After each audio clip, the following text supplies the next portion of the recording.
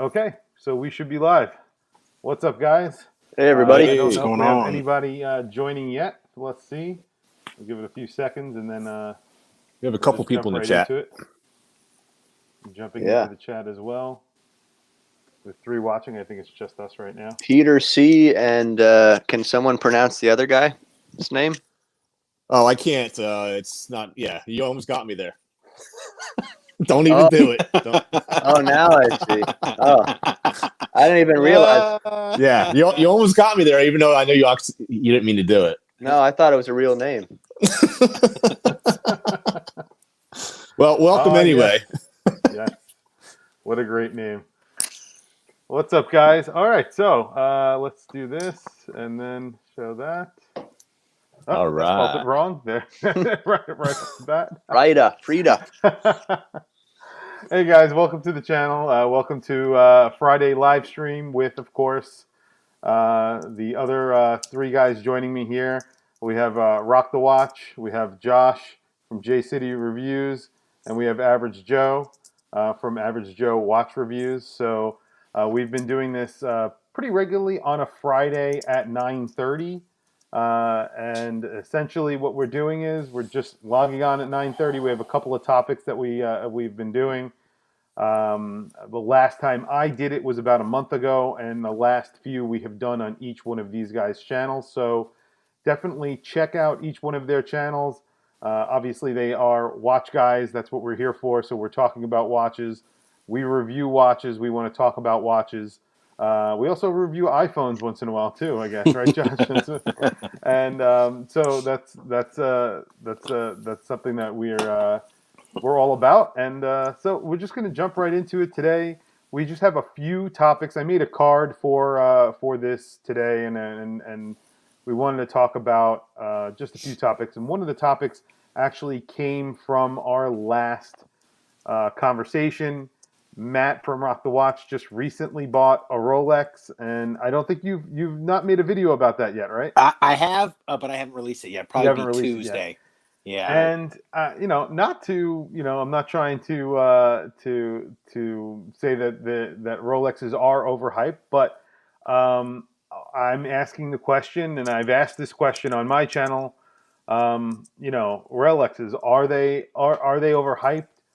A lot of people put a lot of they put a lot of money into Rolex. They overpay for watches, and that's really the second part of this question that we can get into. But there's a lot of people out there that are overpaying for Rolexes. They overpay for other watches too, but a majority of people who are actually going to and want to buy a Rolex can't go into a store and buy them. So people are actually paying double the amount, sometimes triple the amount for a Rolex, specific models, of course. But is that something that people should ever do? And is there a reason why Rolex is that overpriced right now? Is that overhyped? Should you put your money into a Rolex? Should you be investing money into a Rolex? Not that I think that you should ever invest in a watch, because I think watches aren't a good investment, but a lot of people are investing. And because of that hype train that they've created. And in my opinion, I've said this also, is that Rolex have created this hype. They've done it in a lot of different ways, through marketing and through a ton of different ways. And it's something that I'm not even exempt from. I want a Rolex. I've just never bought one. But right. Yeah, what do you guys think? I'll start with Joe. You want to go first, or Average Joe? Sure. I think the Rolex brand has really started almost like a scalping. It's like a scalp. There's a bunch of scalpers out there that are buying these Rolexes because they've been previous customers. They've been privileged enough to be on their waiting lists, and so they go ahead and they buy the watch, and they take advantage of the public that really want them. And look, you can't sell something if you don't have the business. So it's a simple thing of supply and demand. So obviously there's people that really want them that bad that they're going to pay, as you said, 2-3 times the price. But I think it does a really disservice to the watch community to have a brand like Rolex to where they are. I don't even think they're giving out wrong information, but people have this conception that Rolexes are limited edition, and I know that we discussed this before, and it's one of those things where they have a production, then they stop production, but then they go ahead and produce some more, and people for some reason believe they're limited edition, and I just, it really rubs me the wrong way that these guys are taking advantage of others and scalping these watches. So for that reason, I haven't been a Rolex fan to this day. So that's my 2 cents. Well, I think we have a Rolex fan here. Yes, and I'm a fan of Yeah. Rolex, but Mhm. you know, I have a love-hate relationship, and like what Mhm. Peter says. You know, I agree with Peter. You know, it is worth what it's worth. If people are willing to pay for it, that's what it's worth. Because it's Right. like gold. You know, I mean, gold is worthless unless we put a value on it, and we do. So that's the point. But would I ever pay over retail for something that the manufacturer is saying, oh, by the way, this is worth $9,700? But if you take it out of this case and put it in that case over there, it's going to be worth $22,000. But it's in this case right now, but you can't have it. But you could have it over in that case if you want it. right. So, yeah. Sorry. Don't get me Andrew, wrong. I don't know. Don't get me wrong. I like Rolex. Like, obviously, one of my grails is what Matt Stingray above me on the Brady Bunch here. He has the watch that I want, but man, when it comes to like these games, I just can't buy into it, man. So Go ahead, Matt. I'll go last on this. Okay. So are Rolexes worth what people are paying for them on the gray market? No. Did I overpay for mine? Yes. Why did I overpay for it? Because it seems like I wanted to get, for me, it'll probably be the most expensive luxury watch I buy. Mhm. Because when you go up to like Chris's Vacheron, the overseas, that's a $20,000 watch. That is that Vacheron worth that? I mean, I guess it goes all the way back to like what you said, supply and demand. What are people willing to pay for it? right. I probably won't go up to 20,000 or 30,000. So I figured I better buy now because, like what Chris stated, over the last 4 or 5 years, it's just been going. The price has been going crazy on the gray market, and like you guys talked about, you can't buy them in an AD unless you're privileged or special or a friend of the store or whatever. So the trend seems to be going up. I've always been like, I'll wait till it. Shoot, when COVID hit, I thought, here it goes. Everybody's gonna be selling their Rolexes. The price will go down. I'll get me one. No, they went up. It went even crazier. So I just figured, now would be the time because I didn't have the money for it 5 years ago. I had the disposable income for it now, and I said I better get on the train now, even though I'm taking a big hit. I mean, because I don't know what this thing's worth retail, $5-6 grand. I didn't look it up. Maybe it's a little more, seven. I think it's like 7,100. Okay, Yeah. so I didn't too bad. I paid 93 for it, so it's a couple grand over. It's still over. Okay. Is that discontinued though? That one? Do they make the Milgauss anymore? They do. They still They do. do. But Yeah. that's the other thing. They don't know when it's gonna be. They just discontinued the Hulk, and look at that thing. It went crazy. So even though, like Chris stated in a previous video, those are still plenty of those out there, plenty of them. But I think it's a manufactured hype. I think they do things. I think Rolex pulls shenanigans. I think ADs pull shenanigans. Like they'll walk. I have heard that they'll take the watches, walk them right out the back door to a gray market dealer, so they could pay double, or they'll have their friend come in, buy it, sell it right back to them, so they could sell it for double the price. Who wouldn't want to pay? Who wouldn't want to sell a brand new whatever Submariner for 18,000 as opposed to 9,100? Yeah. So I think those shenanigans. I honestly think they're pretty. I mean, you can love or hate them, but I think they're pretty brilliant when it comes to their marketing because they have created some kind of demand.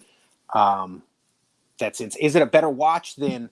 I don't know, because kind of Hublot, people could say those things. I have heard, I never touched one, but I heard those are the biggest hunks of crap that from all these you watch these guys that are watch dealers and all of them say, stay away from Hublot. It's junk. And those are $30, $40, $50, $100,000. some of those. So they're ballers watches. yeah. You see the athletes wearing them, especially the basketball Yeah, that's players. part of my question. Mhm. You know, what makes a watch $10,000, $20,000? Of course, we know if it's made out of precious metals, you know, it's going to make the price go up. But if we're just talking non-precious metal watches, like what makes a Vacheron that amount of money? You know, does it come down to the rarity, the quality, you know, the in-house manufacturing of everything, how long it takes to make the watch? Like what makes the value so high? I don't know if you guys have any What thoughts people on are that. willing to pay for it. I think it's that simple. If we're talking retail price though, from a dealer, like what makes them set that price, you know, in the thousands? I mean, the price is. I mean, for Rolex specifically, I think that Rolex they set their prices pretty reasonable. I guess they're competitive to you know the field of watches that they're competing against. So something like a Vacheron or an AP or a Patek, there's you know a little bit of an air around them that they're the Holy Trinity. They are the three watchmakers that have been around. Well, Vacheron's been around the longest. And they make watches in a way that are just a little bit at a higher level than a regular watchmaker.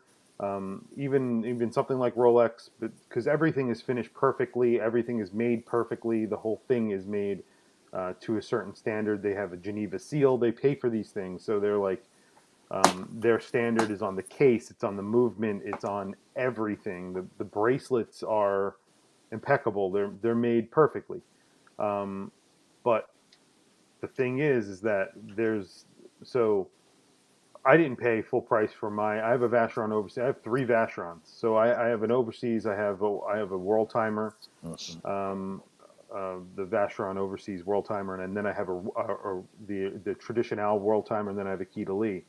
I didn't pay retail for any of those because they're available. I could go and buy them, and then, but if I wanted to buy a GMT from, you know, a GMT master from like a Pepsi Bezel on a Jubilee, it would cost me $23,000, where I could get a $38,000 Vacheron for 20 and change. So, I mean, for me, it was a no-brainer, but a lot of people, because a lot of people won't buy that Rolex or will buy that Rolex because it's the Rolex, and they know the name, and people don't know the name Vacheron as much as they do Rolex, and the only reason why that is because they've spent more money on advertising. Yeah, they're killing it. They're killing it with that, like Matt said. Yeah. I mean, I'd be interested to see, like, I don't know if you guys know, how much profit does Rolex make a year, you know, like compared to other companies? Like, are they on top in that category, or I would assume they are as far as luxury watch brands, but I don't know, maybe you guys know more about that. Well, Rolex is still their own they're not owned by anybody, are they? Or are they still? No, they're own independent. manufacturer. They make everything in-house. In-house movements. Right. So they're not like part of like Swatch Group or Richemont or LVMH or anything like that. So yeah. I would have to assume that like a Patek Philippe, maybe even like a Richard Mille, could possibly have them beat out, but I don't have any numbers to justify that. You know what I mean? Yeah, I don't know. I was just curious. Here's another thought too. Maybe Rolex is the luxury brand, because correct me if I'm wrong, but I have heard, now obviously I didn't know because I didn't buy one 10 years ago, but I heard 10, 15 years ago, you could just walk into an AD. If you had $5-6 grand, you walked out with a Submariner. There was not the crazy demand like there is now. The real prohibitive thing about buying was the actual having the money for a watch. Maybe Rolex is the what do I want to say? The average man's luxury watch, something that they can afford even still at 10 grand, or as opposed, how many people honestly can afford to spend $50,000 on up on a watch. I mean, that's you're getting into house territory up there, 100,000, and so you know, I don't know.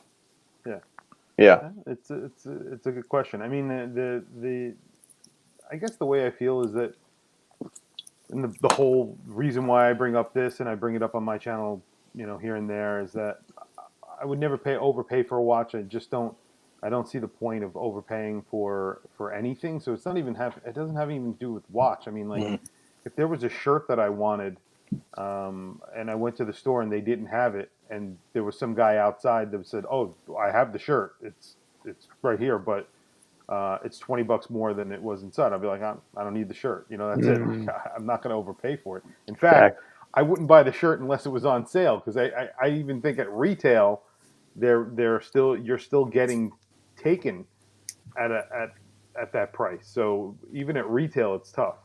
And you know, I mean, but I don't blame anybody for buying it, because if you want to buy it and you want it that bad, then it's what you want. That's what you want. That's what you should get. But that's all. I've never. It's just been like my personal philosophy, and that's how I've worked. So.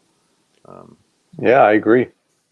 I like it. Yeah, and I knew I was overpaying for it. I knew, you know. So I mean, I knew, and like I said, I wanted to overpay a lot. That wasn't too bad. It's not too bad, and you got to watch that. You know, you literally cannot walk into a store and buy a sports Rolex right now. You can't. No. It's insane. So. And Rolex is the most recognizable brand, so you know, even non-watch enthusiasts that see a Rolex know what you're wearing. But you wear a Vacheron, that's a better watch. They have no idea. Know? They have no idea. Yeah, you know, and it's not only that; it's like you said, it's the most recognizable brand. It's not even in watches. It's the most recognizable brand. You can go to like the slums in the middle of nowhere in a third world country, and you say Rolex, they're gonna know. They're gonna know what a Rolex is. Yeah, it's true. And I think that we mistake the most recognizable brand in the world for being the best watch brand in the world, and that's not the case. I mean, there's plenty. I mean, I've actually seen some charts where Rolex is not considered a high-end luxury watch in comparison to some of these really just crazy names that I know Chris can rattle off that I don't even know, because that's just completely out of even my dreams. Well, it's like with everything, though. I got into audio for a little while, and I was like, I wasn't really into audio, and then I bought this Bose system, and I was like, oh, this is the pinnacle. This is the pinnacle. Then I started researching stuff, and I was just like, Bose isn't the best. It's not. No. What are you talking about? It's not the best. It's so expensive. How could it not be the best? And now, and then I was like, this is crazy. I couldn't even wrap my head around it. But that's the way it is. It's with everything. There's always something that someone's trying to one up. And then, you know, it's the standard, though. It's the Mercedes of watches. Sure, there are tons of other watch brands out there that are better.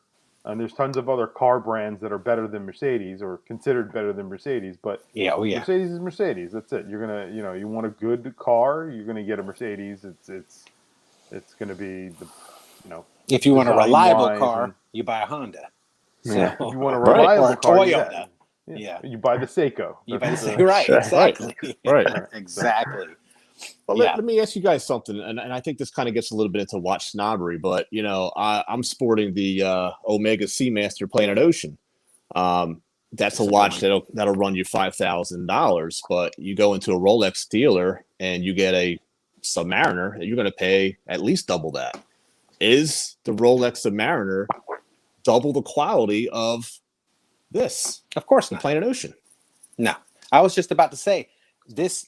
This Rolex is, I have the Omega Seamaster that I've done videos on and had it on the live chat. It's not a better watch. As a matter of fact, the Omega has, you can't even see the movement here. We talked about that. You guys like to have to be able to see the movement on the Omega. You can. This one, the Mil Gauss, is only rated for 1,000 Gauss, which is where they got the name Mil Gauss. That Omega Seamaster is rated for 15,000 Gauss of anti-magnetic. That thing is COSC and METIS certified, which is, I don't know exactly what it is, but it's two Swiss agency that test it. Yeah. So all Excellent four, point. Yeah. brand new retail. If you pay full retail like I did, $5,200. And they do that, all of that. They do all of the anti-magnetism with a clear case back. Whereas Rolex is putting a Faraday cage around the movement. Yes. Which is old technology. Yes. This has got like an iron. Yeah. Omega is using new technology. Like non-metallic parts that are non-magnetized. that are anti-magnetic. Yeah. And have anti-magnetic properties. It's a lot more expensive to do it that way. Yeah, I saw a video of it. I don't know where I came across it, but somebody had a magnet that was 15,000 Gauss, and they held it. It's probably when I was looking for Milgauss, and they put it on the Seamaster, and the second hand kept going, and they put it on the Milgauss, and the second hand stopped. Oh, and they took it off, and so it's legit. It's legit. Yeah. I mean, not that the Milgauss. I listen. Especially the one that you got with the green. Actually, let's do a wristwatch check. But I think I already know what you have on. Especially the green glass, the blue dial, the Z blue. I mean, it's just cool. I've always said it. I think that is, and you could go back go back to my videos where I mentioned Rolex. I have Rolex videos. There it is. Yeah. I even say it. Beautiful. I feel like the Milgauss is sort of the watch collector, the guy who has other watches besides Rolex in his collection, and that's the one that they get sort of drawn to. That and and kind of the Explorer also. I feel a lot of non-Rolex collectors sort of gravitate to. Yeah, it's the Submariner that I think the masses, because I work in New York City. I walk down the street, I go get lunch. I could literally count, and I 50, like if every single person has a Submariner on in some iteration. There's a lot of Submariners. Wow. That's why I didn't go with it. One, and the prices are a lot higher. They are higher. Yeah, because everybody has one. Everybody's got the standard black Submariner. Right. So which is a great watch. No matter what I say, is. I cannot deny that it is a great watch. I'm saying all these words, but at the same time, I feel. I still feel that draw, just like you, Joe. I mean, you bought that Planet Ocean. I bought it for probably the same reason as you did, because it was more affordable, and it gives me that Rolex. It scratches that Rolex look and itch, sort of a little bit for me. I don't know if I'm saying it is your reason. I don't know that for sure, but that's the reason why I went for it, because I was just like, it's got that, that sort of vibe to it, Actually, I'll tell you my reason. I actually saw the orange bezel back years ago, because this is like a 2011 version, and I remember seeing it in a store, and I'm like, oh, that's a cool looking watch. And I look at the price tag, I'm like, whoa, I will never be able to afford this watch. So when I got into watches just recently, this came across as someone wanted to trade me plus some money, and I'm like, man, this is the watch I've always wanted, and I never thought I could get. So it was one of those huge accomplishments for me to say, wow, I could actually afford this now. And I got it, and now it's like something I'm actually kind of proud of. So it means a lot to me to actually be able to have this. So that's an awesome watch. The orange was the first one they came out with, right? Was it the orange bezel was the first? I don't know, but I know that Michael Phelps was definitely sporting it in the catalogs, and you know how Omega is. They're the official timekeeper of the Olympics and everything, and James Bond. They do their fair share of advertising. They sure do. They do a great job at it. Yeah, I love Omega. I think Omega is a great brand. I agree. I actually I like their lineup more so than Rolex. But Matt Stingray has the only Rolex that I want in my collection. So congrats there, buddy. Why, thank you, sir. And it is kind of like their quirkiest one. That's why I like it. It's unique. Exactly. Right. Exactly. The lightning bolt hand. Second hand. The glass being green, the blue dial that's sort of iridescent and sunray. It's funky. I already scratched it on the bracelet, but that happens. But no, don't get me wrong. It is a beautiful. I mean, it is. I mean, the machining. It's beautiful. I can't find anything wrong with this thing. It's just gorgeous. Hmm. But I think you guys are right. I don't think it's worth over retail. As a matter of fact, you should probably pay under retail like you would with Omegas and stuff like that. You just can't find them anywhere. It's subjective. It was worth it to you. Mm-hmm. Absolutely. You know, and Yeah. I have no right to tell you how to spend your money. I love that green coming through on your crystal. You can see it even from here, you know, whenever you move your wrist. I love that. And it kind of plays into the watch I've got today. It's a green dial watch. It's the new Notice Sector Field. Nice. I think it's Good their looking piece. second version that they came out with. So I just got it the other day. Congrats. I like it. I'm not sure I love it yet, though. And I thought I would love it. I like a lot about it, but I'm still trying to feel it out. And there are some things that I'm bothered by. Nothing, you know, that's like a deal breaker and I want to like return it or anything like that. But I'll have to save some of those thoughts for the full review. But it's a good watch. I love the dial, especially that sector dial, the field watch style. So it's cool. Very cool. Yeah, I saw some pictures of that. It's a good looking watch. Yeah. I could see you putting a green strap on that too, man. 'Cause you're such a green fan. I think Yeah. you got to scratch that green itch. So just I might have to pick that up. Yeah. Yeah, just green it out. Don't you hate it when that happens? When you have these expectations, you're like, "Yeah, this watch is going to be amazing," and you get it, and you're like, kind of like what Chris said with Zellos, and you're like, "Oh, wah wah wah." Like I don't. And you got to kind of grow to love a watch. There's some you put them right on, and you're like, "Yes, this works. This is me." And then there's other ones you're like, "I don't know, maybe." I've had some that I grow to love them. Like, yeah, no, I like it. And then there's some that just never click. They just, I don't know. I think it happens to me more times than not, actually. Mm-hmm. You know, you see a picture of it, and obviously there's really great photographers, and there's, you know, great, just you can make a picture look like anything just based off of, you know, computer program and whatnot. So, you know, maybe some good lighting, you know. So, yeah, I've been disappointed, I think, more times than not, but it's still a fun hobby, man. What can I tell you? Yeah.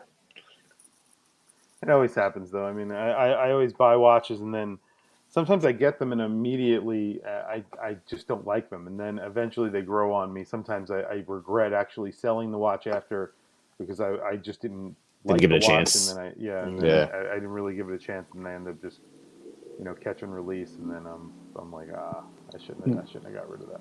Right. I notice they make some good watches. I really do like Notice a lot. I think that the quality is really good, but I have never seen their field watch in person. I've only had I have the Retrospect 2 with the salmon dial. It's like the only salmon dial watch I have, and I absolutely love that watch. I think it's a great watch.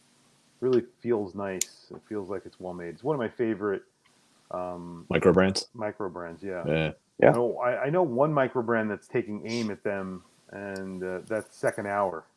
Oh. Yeah. Matt, you had one of their watches. The Gin Clear.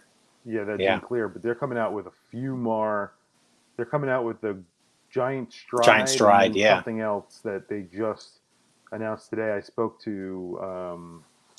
I was speaking to the owner. He's going to send me one of their watches to review, the new one, and then I'll see if I could send it to you guys as well.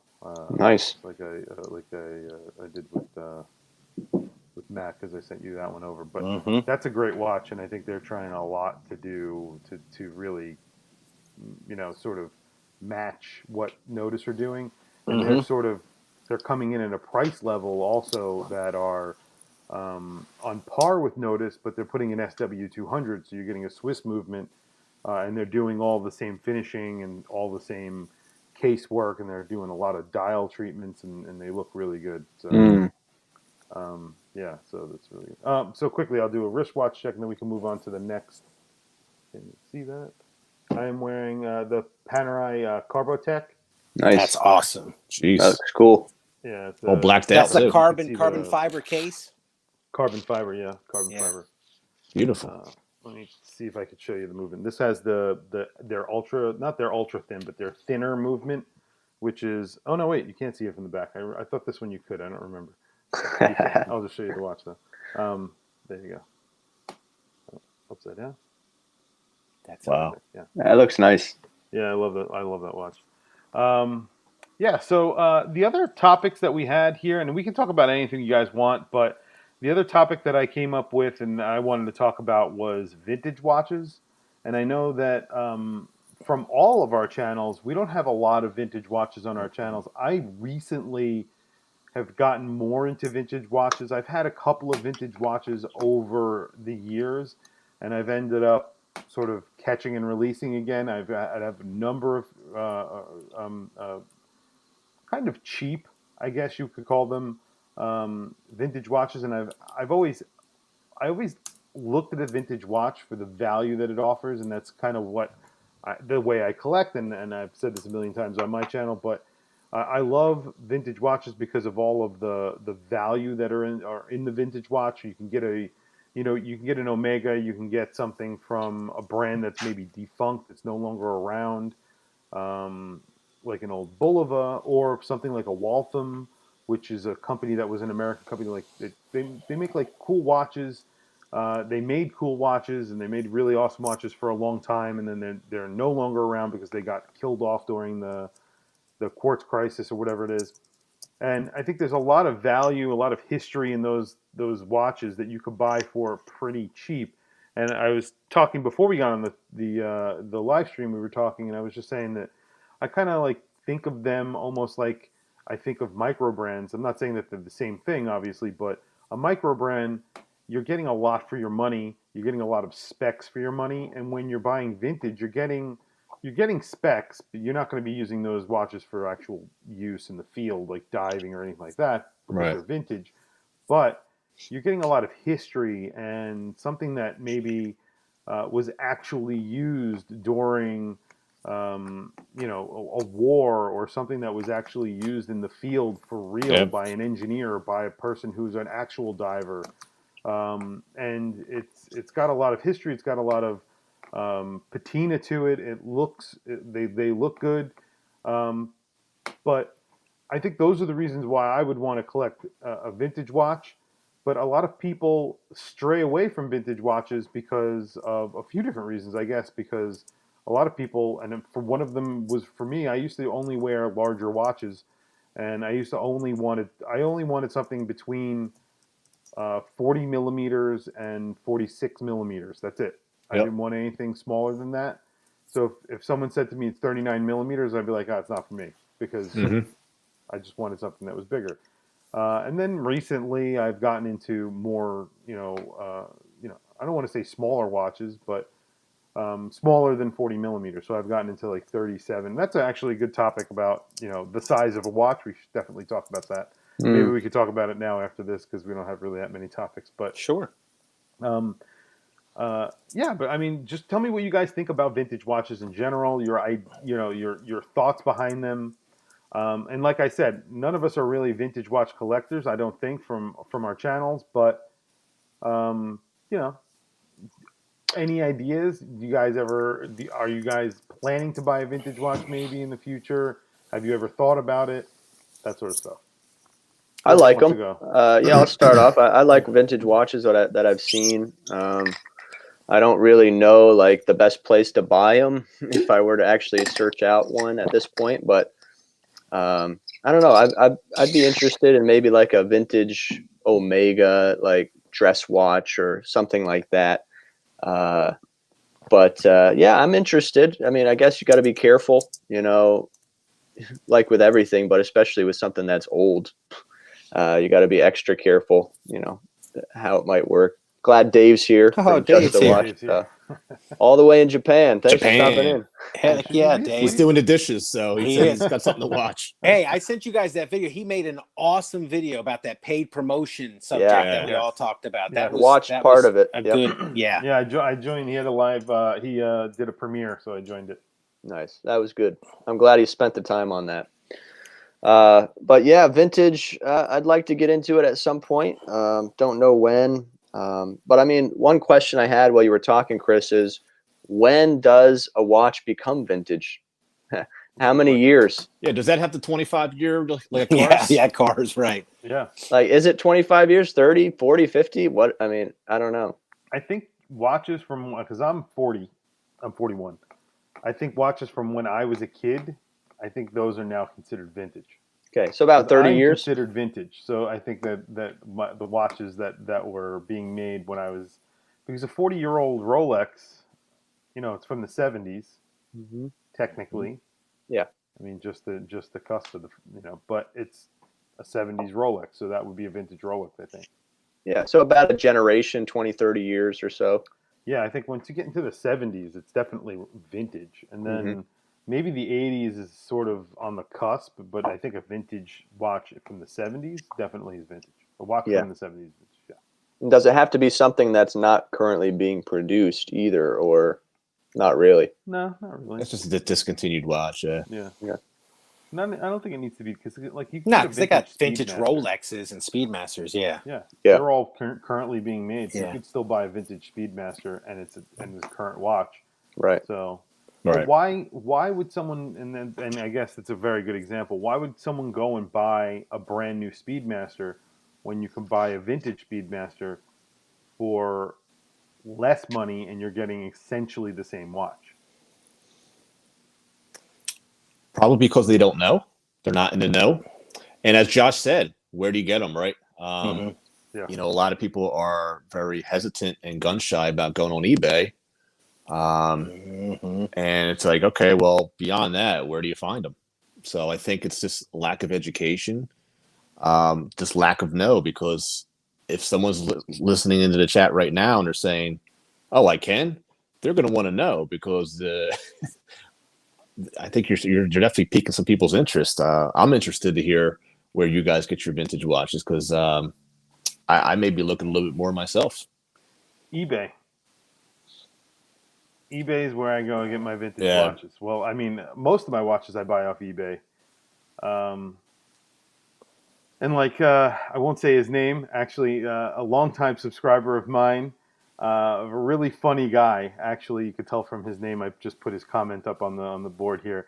A really funny guy, has really good comments, a lot. He's saying like a lot of people stray away from vintage watches unless you know what you're looking for. Yep. Because if you don't know what you're looking for, you can end up buying a watch that is actually kind of broken usually, and then you may not have recourse to actually, and then you're stuck holding. If you paid $500 for it, if it's a broken watch, it's usually not worth $500 at that level. So it's tough. I go to, like I said, I go to eBay a lot, and I don't have any sellers that I actually deal with on a regular basis, but I like eBay for vintage watches, and I like eBay for current watches.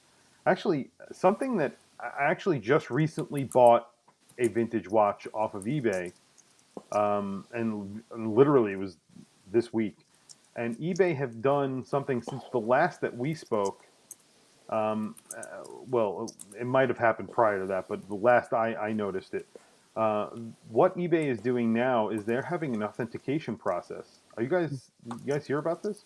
You mentioned it one time before, I think. Yeah, and I'm actually going through the process with eBay right now. So I bought a watch. They're sending it to the authenticator.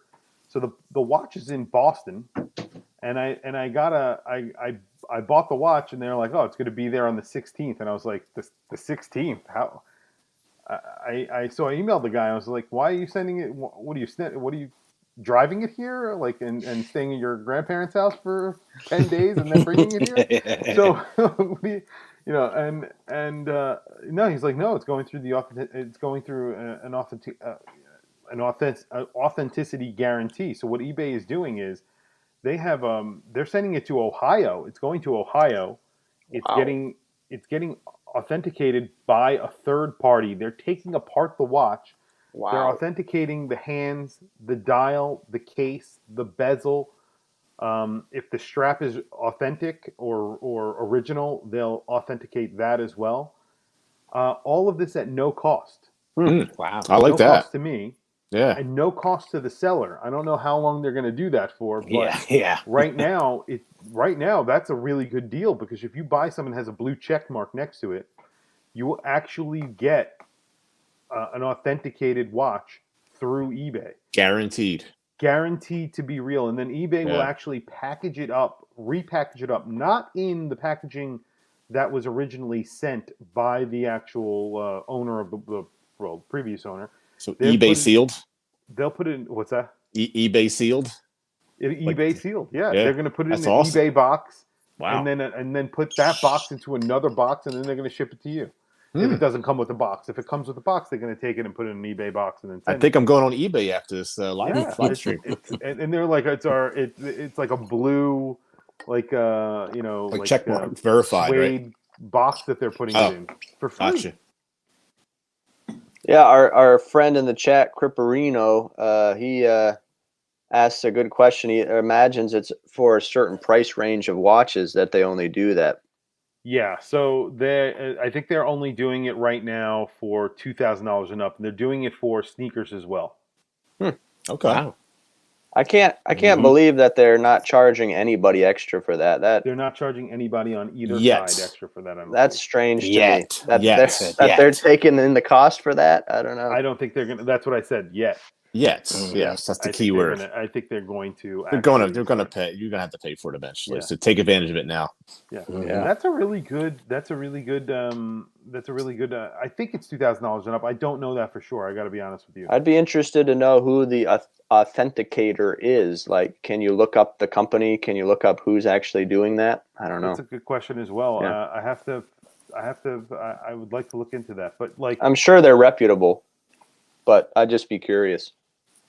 so again, like Caprino is saying, they make a commission when you sell a watch on eBay, and you are not a business. You're getting gouged 10%, and then on top of that, through PayPal, you're getting another 5%. So it's 15% that they take of that sale. That's a lot when you think about it. So if you sell, a watch for $1,000, they're taking $150. So that's a good amount of money. Well, something else for you to think about. eBay was losing a ton of money on fake watches and fake merchandise. And, to keep everybody happy, a lot of times they would refund the money, but it wasn't coming out of the seller's pocket. They would maybe get a strike, but you know what I mean? So that was coming out of eBay's pocket. So for them to do this, it's got to be more affordable and more cost effective for them to do this for free for now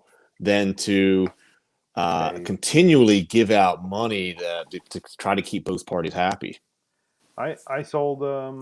I think I'm not sure if I told the story on a live stream before, but I did a video about it in an eBay scam thing that I did.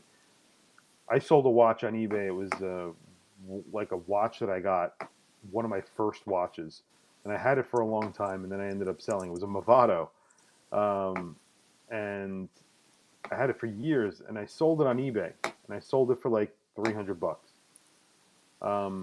Immediately when the guy got it, he replied to me and said it's a fake watch, and I said no, I actually bought it at the Movado outlet in the mall, or wherever.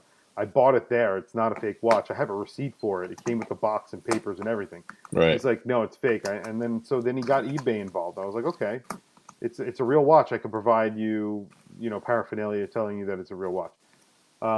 They said no. Whatever, you have to return. He could return it to you, and that's it. I was like, okay. So he returned it to me. When I got the box, it was a Seiko with a square Seiko with a stretchy band on it, no crystal, no hands. Unbelievable. It was basically the guy took the watch, smashed it with a hammer, put it into a box, and sent it back to me. And then I called up eBay. I was like, they sent me back. And they would, literally in 4 seconds, they were just like, okay, we'll send you $300, no problem. Yep. That was it. Exactly. That was it. And eBay took the hit for that. And eBay took the hit for that because I got my money. He got a free watch, and I got my money. Yeah. I mean, People I'm run still the very scam. bitter about it.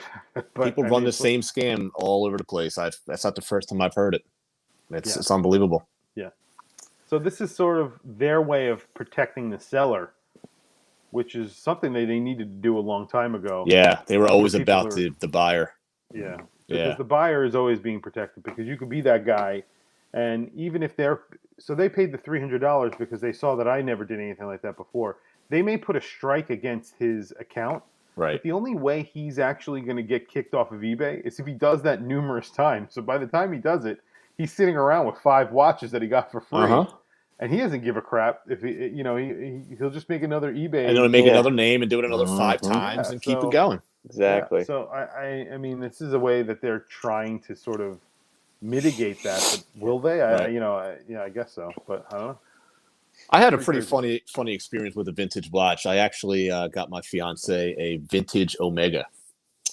And stupid me, I was looking at the picture, and of course they did a super zoom, so it looked like a normal size watch. And I get it in the mail, and I open it up, and it looked like the size of like a watch battery. I'm like, wow, that's how small the ladies' watches were back then. I couldn't even tell you what the measurement was. I mean, I think it's like, I don't know, 18 millimeter. Like it was. Holy smokes! You could barely even. That's like, tiny. I mean, you need like fingernails to actually set the crown. But yeah. So lesson learned there. That's always been my personal issue with vintage watches. Like what you were saying, Chris. Like I don't tend to. I have a tendency to wear watches that are 40 millimeters and above, and a lot of these vintage watches, man, they're like even less than like a Rolex. Like Rolexes, a lot of them are 36 millimeters, but the vintage watches, you're getting into like 34s and below. Yeah. Yeah. So it Yeah. really looks feminine on the wrist. Yeah. Even though I highly respect the horology and the craftsmanship of the watch, but man, on my wrist, Yeah. it just looks silly. Yeah, You know? I'm wearing a Panerai today. You're wearing That's- you're wearing a big watch today too. Yeah. I mean, listen, Yeah.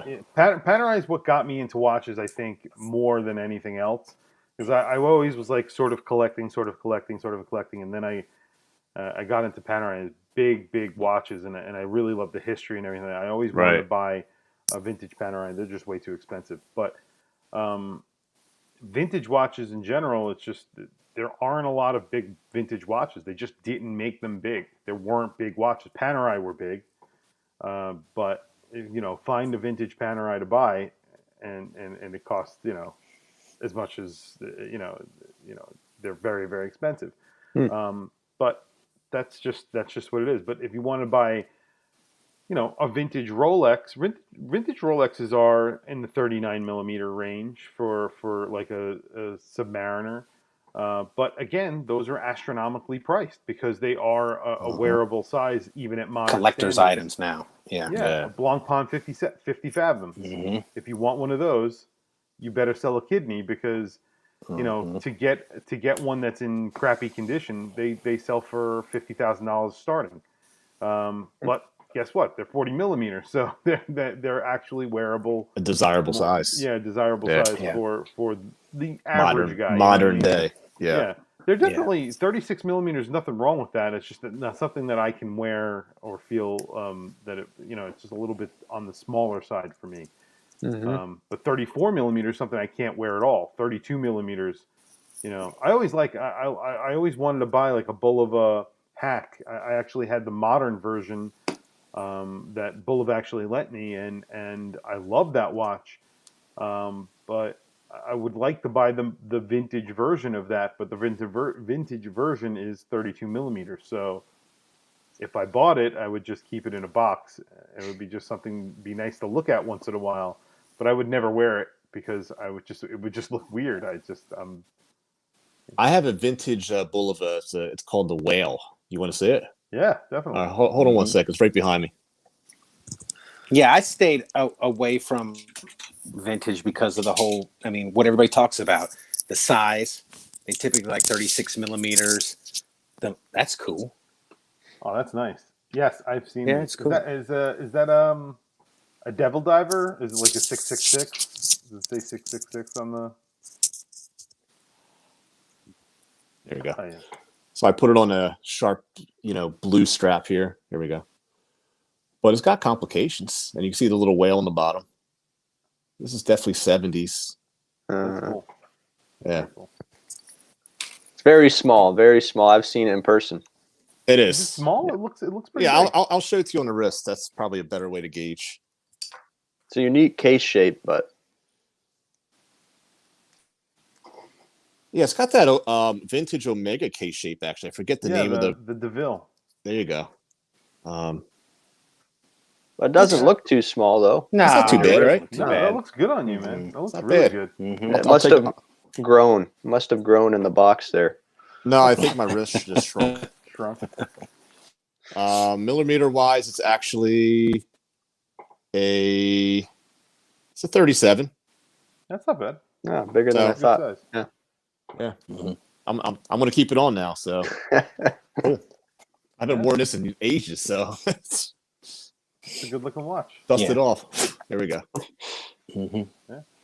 But yeah, I was always so- afraid of. I was afraid of the maintenance costs, especially if the watchmaker is no longer around, if the manufacturer is no longer around. Finding a good watchmaker seems like it'd be a nightmare to fix it, even if they could get parts.